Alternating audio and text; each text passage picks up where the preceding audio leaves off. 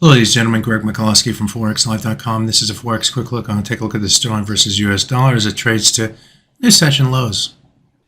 Let's start by taking a look at the hourly chart. And what I noticed here on the hourly chart specifically is how the high prices yesterday all stalled right here against really the converged 200 and 100 hour moving average. That's a green and blue lines in this chart. The inability to get above those moving averages kept a lid on the pair and gave the sellers the go-ahead to push to the downside. That push went into the close, and in the Asian session, the price continued its move to the downside. Actually, the Asian and European session is when things really started to cook to the downside. We did get ISM data, which came in a little bit weaker than expectations, and that helped to push the pair lower, and we're seeing increased dollar buying in the early New York session that is adding to the momentum to the downside.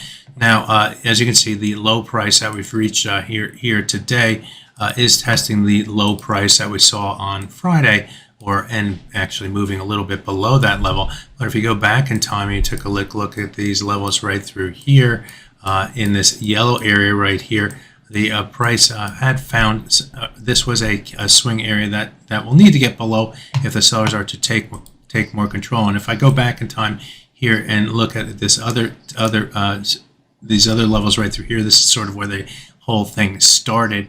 So getting below the 1.2738 to 1.2759 area now would be the next hurdle for sellers in the sterling versus the US dollar.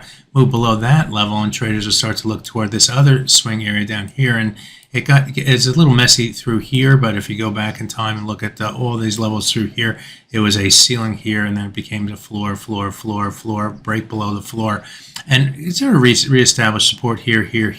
We had one break below it here before it failed, and then that started the whole move to the upside. So I consider this area another key level on the downside for the pound versus US dollar if the momentum to the downside continues. But first we need to get below this swing area right here. Now, what if you like to buy the pound sterling against this area, and that's a logical trade, a low risk trade opportunity as well. And if you buy against this level, what do you want to see? Well, you want to see the price probably move back above the 61.8% retracement and the 128 level.